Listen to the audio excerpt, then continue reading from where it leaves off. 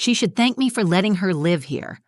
Those were my mom's exact words, said across the dinner table, right in front of my 13-year-old son, Jaden. And if that wasn't enough, my brother Kevin, chewing on his second helping of roast chicken that I had cooked, chimed in without looking up. Her kid eats because of us. I didn't say a word, not yet. I just looked at Jaden. He nodded slightly and stood up from his chair. He reached into his hoodie pocket, pulled out a white envelope, and walked over to my mom. He placed it on the table in front of her and said, clear as day, "The landlord asked me to give you this. Mom already paid the rent. For the whole year, you could have heard a pin drop, but let me back up for a second. Because that dinner didn't come out of nowhere, and neither did that envelope." And you're saying, "Oh." For the past 8 months, I've been living in my mother's house. Not because I wanted to, because I had no other choice. My name is Amira. I'm a 36-year-old single mom, and last year, everything in my life fell apart at once. I lost my job after taking too much time off to deal with some medical issues. Then the eviction notice came. I had nowhere else to go. My pride kept me from asking for help at first. But when it became about keeping a roof over Jaden's head, I picked up the phone and called my mother. She agreed to let us move in. No lease, no clear timeline, just, you can stay here until you get back on your feet. What I didn't realize is that every meal, every night of sleep, every bite of food would be tallied like debt I could never repay. From day one, I wasn't treated like family. I was a guest, which in my mother's house meant invisible help. I did the laundry. I cooked dinner most nights. I kept the place spotless. But I was always reminded, sometimes in words, sometimes in glances, that I didn't belong. And Kevin made sure to underline that every chance he got. Kevin, my younger brother, 34, unemployed, and living in Mom's basement. He's got a lot of opinions for someone who hasn't worked in years. He'd say things like, "Hey, maybe pitch in for the water bill sometime," or "Jaden's getting a free ride, huh?" Even though he's never once bought groceries. Jaden saw all of it. I tried to shield him, but kids are smart. Smarter than we think. He'd see me quietly wipe away tears after dinner, or hear the door shut too hard after another comment. But he never said anything. He just hugged me tighter at night. There's something about being a mother that keeps you going even when every bone in your body is telling you to give up. I worked nights cleaning offices downtown. I came home sore, exhausted, and sometimes in tears, but I kept going. For him. And quietly, slowly, I started saving. Not just a few bucks here and there. I made a plan.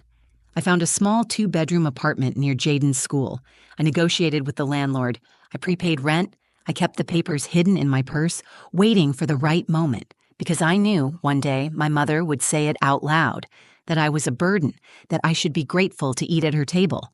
And when that day came, I didn't want to defend myself with words. I wanted to show her who I really was. So that night, when she said it, she should thank me for letting her live here, I didn't flinch. And when Kevin added, "Her kid eats because of us," I just turned to my son, and Jaden stood. Calm, confident, and with all the quiet strength I've ever tried to teach him, he handed her that envelope and said, "The landlord asked me to give you this. Mom already paid the rent." For the whole year, my mother stared at it like it was a bomb. Kevin looked up, mouth full, stunned silent for the first time in his life. And me? I finally exhaled. You don't really notice when your life starts to unravel. It doesn't come crashing down all at once like in the movies. It slips, slowly, like a loose thread on your favorite sweater. And by the time you tug on it, it's too late. It's already come undone. I was doing fine. Not great, not perfect, but fine. I had a decent job as a receptionist at a dental clinic, a small but clean apartment that Jaden and I called home, and a rhythm to our days. Wake up, pack lunches, work, homework, dinner, sleep, repeat. But then I got sick. It started with fatigue, dizzy spells, things I chalked up to stress. Then came the hospital visits, the medical bills, and the unpaid time off. My job didn't wait for me. Within 2 months, I went from Amira the reliable employee to Amira the liability. I lost the job. Then came the final notice on the door, eviction. I stared at that paper for a long time. I still remember Jaden sitting on the couch, watching cartoons, blissfully unaware that our home was slipping through my fingers. I wanted to protect him from everything, but I couldn't protect him from this. I didn't have a safety net. Jaden's father left when he was 5, and he hasn't so much as sent a birthday card since. No siblings on my side, no close friends I could crash with. So I did the one thing I swore I'd never do. I called my mom, Darlene. She's not exactly the warm and fuzzy type.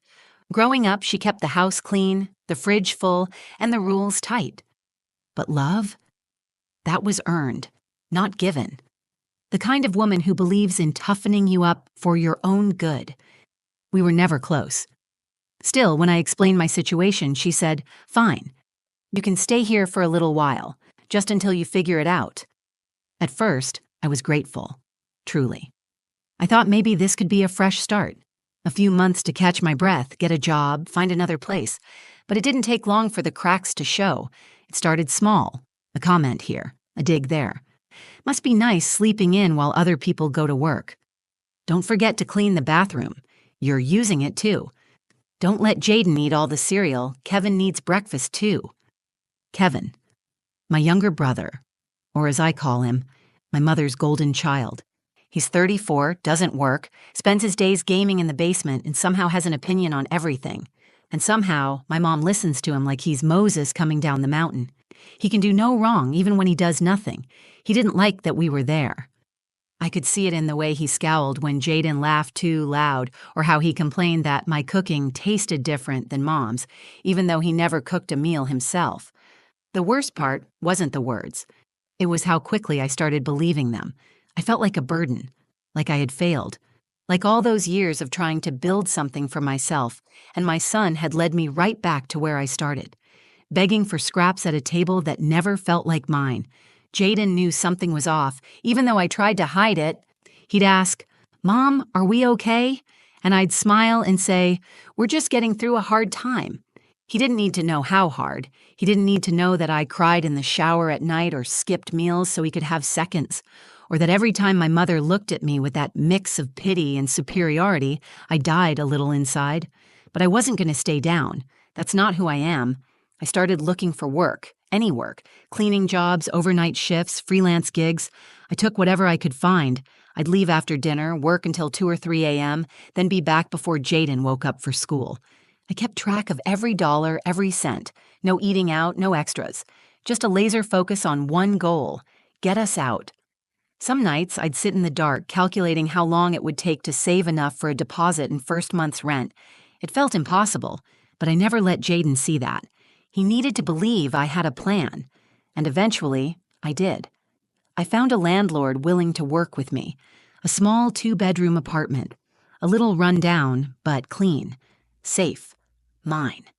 I paid him up front for a whole year, and I didn't tell my mom, I didn't tell Kevin, I didn't tell anyone except Jaden, because I wanted the truth to come out when it would mean the most, and that moment was coming. If you've ever lived in someone else's house, not as a guest, but as a reminder of failure, you know what I mean. When I say the walls start to feel tighter each day, the light feels harsher, even your own breath sounds too loud. That's what it was like living in my mother's house. At first, I told myself I was imagining it, that the constant side eyes, the loaded comments, the quiet judgment, they were just me being sensitive. But they weren't. They were real. And they were constant. Dinner was the worst.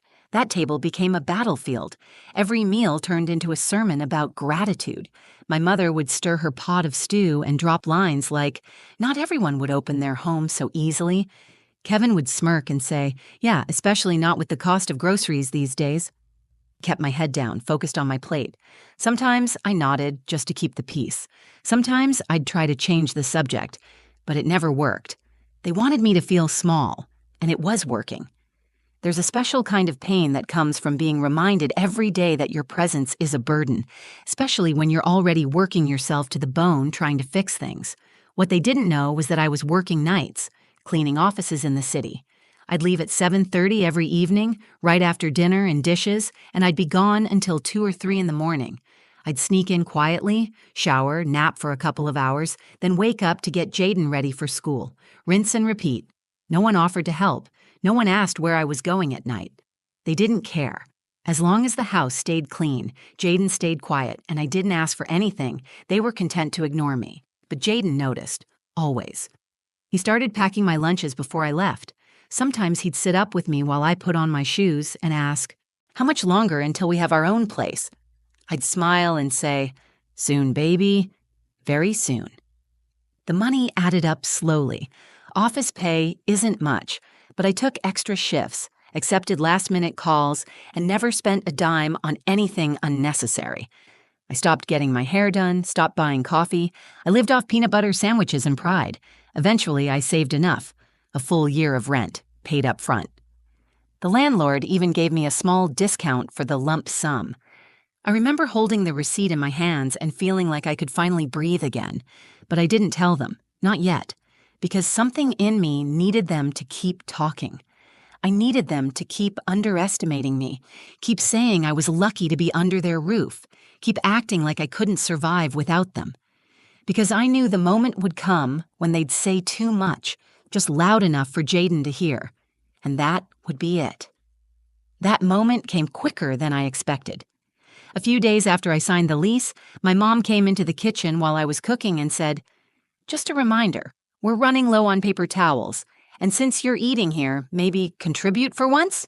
Kevin, without missing a beat, added from the living room, "Or maybe pay rent like the rest of us." I bit my tongue so hard I could taste blood. The rest of us? He didn't pay a dime to live there. Jaden sat at the table staring at his homework. His pencil froze mid-sentence. He looked up at me. I looked away. That night, I pulled him aside and handed him the envelope. Inside was the rent confirmation and a letter from the landlord stating the lease was in my name. "When Grandma or Uncle says something again, I want you to give this to her, but only when you're ready." He looked at me like I'd just handed him a sword. He nodded, solemn, like he understood what it meant, because Jaden, my sweet boy, had watched his mom be humiliated for months, and now he held the truth in his hands. I knew what was coming. I didn't know when, but I was ready. Ready for the moment when I wouldn't have to say a word to prove them wrong. For months, I'd swallowed every insult, every backhanded comment, every smug look Kevin threw my way like I owed him something for breathing under my mother's roof. I told myself I was doing it for Jaden, that as long as he was safe, as long as we had a roof, even a bitter one, I could take it. But it wasn't just about me anymore. I saw it in Jaden's eyes that night in the kitchen when my mom asked for money for paper towels. He didn't look surprised. He looked used to it. Like this was normal. Like he expected people to treat his mom like she didn't belong. That look stayed with me. Because more than anything, I didn't want him growing up thinking this was how life worked, that love came with conditions, that family only supported you if it made them feel superior. That was the night I realized I wasn't protecting him by staying silent. I was teaching him the wrong lesson. So I made a decision. I was done being small. I didn't need their validation, their approval, or their shelter anymore. I had already paid the rent for an entire year on our new place. My name was on the lease. Jaden would finally have a home that didn't hang shame over his head like a chandelier. But I didn't want to leave quietly, because they had made a spectacle of my struggle. Every meal was a performance where they reminded me of what I supposedly owed them. I wanted to show them that everything they believed about me, every smug assumption, every dismissive comment, was wrong. But I wouldn't do it by yelling. I wanted it to be clean. I wanted it to be clear. I wanted it to come from the one voice in the room they hadn't been able to break, Jaden's. So I sat him down, just the two of us, and handed him a plain, white envelope. Inside was a printed copy of the lease agreement, the receipt of the full year payment, and a handwritten letter from our landlord confirming that the apartment was ours, and ours alone. Jaden looked at it, then looked at me. "Is this real?" he asked. "It's real," I said. "We're moving into our own place next week, but I want you to hold on to this for me." He nodded, clutching the envelope gently like it was made of glass. "What do I do with it?" he asked. I leaned in. "You give it to Grandma the next time she says something about us living here, when she says something that isn't true." He blinked, unsure. "Won't she get mad?" "She might," I said. "But you won't be saying anything mean. You're just telling the truth. And the truth is nothing to be afraid of." He nodded again, this time with more certainty. "I can do that." I could feel a shift between us in that moment. Jaden wasn't just a kid anymore. He had been watching me fight quietly for months, and now he was part of that fight, not with anger or violence, but with courage and clarity. For the next few days, I went about our routine like nothing had changed. And I cooked dinner, did the dishes, kept the peace. My mom kept being passive-aggressive, Kevin kept being smug, and I kept quiet. But inside, I was no longer afraid. I was waiting for the moment I knew would come, because people like them always talk too much. They couldn't help themselves. It was just a matter of time before one of them would say something loud enough, cruel enough, and shameless enough to open the door wide. And when that happened, Jaden would walk through it. He wasn't just going to defend me, he was going to end the lie they had built around us. It happened on a Sunday evening, chicken night. My mom had this habit of making a big dinner every Sunday, like it was some holy ritual. Same meal, same seating arrangement, same routine. It was meant to feel like family, but it never did. Not with all the tension sitting at the table like an extra guest. I had roasted the chicken myself that night. I did most Sundays. My mother claimed her back hurt too much, but she never missed a chance to remind everyone how she was still feeding 2 more mouths. Kevin sat at the table early, fork in hand, before the food even hit the plate, like he was doing us a favor by just showing up. Jaden sat quietly beside me, his hoodie zipped all the way up. I knew he had the envelope tucked inside it. I hadn't reminded him. I didn't need to. We were both just waiting. The dinner started off like all the others, tense but quiet. Kevin complained about the Wi-Fi. My mom sighed heavily when she passed me the salad bowl like I'd asked for too much. I tried to focus on my plate, but I could feel it building. The energy in the room was heavy, like a thunderstorm was pressing down on all of us. Then it happened. My mom set down her glass of water, looked straight at me, and said, "You know, Amira, most daughters would be thankful just to be allowed to live here. Some people would be out on the street." I didn't respond. I didn't flinch. I just cut into my chicken and waited. Kevin let out a chuckle and added, "Yeah, I mean, your kid eats because of us. Let's not forget that." And that was it. Jaden slowly stood up. His chair made a soft scraping sound on the tile that somehow cut through the room like a scream. He reached into his hoodie, pulled out the white envelope, and walked around the table to my mother. He placed it gently on the table in front of her and said in a calm, clear voice that I'll never forget, "The landlord said to give you this." Mom already paid the rent. For the whole year, my mother blinked.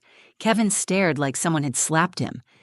Jaden turned and sat back down, folded his hands in his lap, and kept eating like nothing had happened. I didn't say a word. I didn't need to. My mother opened the envelope slowly, like she wasn't sure it was real. Her eyes scanned the documents. First the lease, then the receipt, then the letter from the landlord addressed to me. Her mouth opened slightly, but nothing came out. She looked at me, and I held her gaze, calm, steady, not smug, not angry, just done. Kevin finally found his voice. "Wait, what is this? You paid rent somewhere?" I looked at him and said, "Yes." I did. "For a whole year?" My mother whispered. "Yes," I said. "For a whole year." The silence that followed was the deepest we'd ever had in that house. No one moved. No one breathed. Because for the first time, they couldn't say anything. The facts were right there on the table. All the assumptions they made about me, all the things they whispered about behind my back, all the superiority they flaunted, it was all a lie. And now it had a timestamp, a signature, and a receipt. Jaden looked at me then. Not for approval, but for reassurance. I gave him the smallest nod. He smiled just a little. I've never been more proud of anyone in my life. My mom eventually stood up and took her plate to the kitchen without saying another word. Kevin muttered something under his breath and left the table. Jaden and I finished our dinner in peace. No one raised their voice. No one argued. The truth didn't need volume. That was the moment everything changed. Because I didn't just prove I could take care of myself. I proved I'd never needed their permission to exist. And Jaden? He saw what strength really looked like. Not in yelling, not in fighting, but in standing tall when no one expects you to. We left the next morning. No drama, no shouting, no slamming doors. Just quiet packing and steady hands. Jaden helped fold clothes, stack boxes, and carry bags to the car. He didn't say much. He didn't have to. The night before had said everything that needed to be said. His silence felt powerful, like he finally understood what kind of woman I was and what kind of man he was becoming. My mother didn't come out of her room while we packed. She didn't say goodbye. I half expected her to make some last-minute remark, some passive-aggressive warning or half-hearted offer to help us carry things, but nothing came. Just the distant creak of the hallway floorboards and the sound of the TV humming behind her door. Kevin stayed in the basement, didn't even look up when we walked past with the last suitcase. And honestly, I was fine with that, because for the first time in a long time, I felt free. Not just from that house, but from the weight of their judgment, the need to explain myself, the pressure to shrink so they could feel tall. We drove in silence for the first few miles. Jaden looked out the window, then turned to me. "You okay, Mom?" I smiled. Not the fake one I wore in my mother's kitchen, a real one, tired but proud. "Yeah," I said, "I really am." The apartment wasn't fancy. The walls had scuff marks, the floors creaked, and the front door stuck when you didn't pull hard enough. But it was ours. It smelled like new paint and possibility. We stood in the living room surrounded by boxes, and for the first time in months, I felt like I could breathe. Jaden dropped his bag, walked to the window, and said, "We finally did it." "Yeah, we did," I whispered, blinking back tears. That night, we ate dinner on the floor, just pizza and paper plates, sitting cross-legged among unopened boxes. Jaden leaned back against a stack of towels and said, "This feels like home already." And it did. It felt like peace. It felt like ownership, not of a space, but of my life. The thing is, I used to think that strength meant keeping quiet, enduring, surviving, letting people talk down to you while you kept your head low and your mouth shut. But that's not strength. That's fear in disguise. Real strength is knowing your worth, even when no one around you sees it. Real strength is walking away without looking back.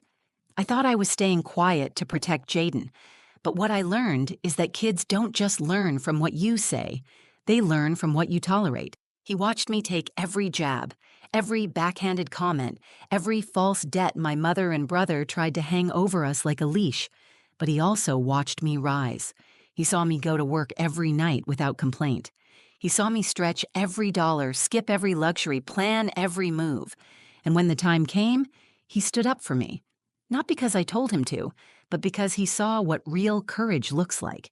He learned that being kind doesn't mean being weak, and I learned that my silence wasn't protecting him. It was teaching him to stay small. Never again. Leaving that house didn't just free us physically, it reset something inside both of us. The shame I'd carried started to fall away, replaced by pride. And Jaden, he held himself taller, laughed louder, moved through the world like a kid who knew he was safe. Weeks passed, then months. I picked up more steady hours. We got furniture piece by piece. I even bought a little plant that sits on the windowsill and reminds me how things can bloom with a little care, even after being rooted in rocky soil. I haven't spoken to my mother since we moved out. Not because I'm angry, because I'm done explaining my worth to people who choose not to see it. Some people say you should forgive and forget. I think forgiveness is fine, but sometimes you have to walk away to find peace, and I finally found mine. So if you're watching this and you're feeling stuck, ashamed, or small, please hear me. You are allowed to take up space. You are allowed to leave what hurts, and you don't owe anyone your silence just to keep the peace. Stand up. Even if your voice shakes, even if you have to hand the truth to someone else to say it for you, because the truth, when spoken clearly and calmly, is louder than any lie they ever told about you. If this story spoke to you, even a little, if you've ever been made to feel small or invisible, or like you had to apologize for just surviving, I hope you know now you're not alone. There is strength in staying kind. There is power in getting back up. And sometimes the quietest voice in the room is the one that finally changes everything. If you felt something watching this, please like this video. It really helps more people find it. Share it with someone who might need a little reminder of their own strength. Comment below, tell me your story, or just say hi. I read every single one. And don't forget to subscribe to the channel for more real stories, real strength, and a little hope when you need it most. Thank you for being here. Truly, we'll see you in the next one.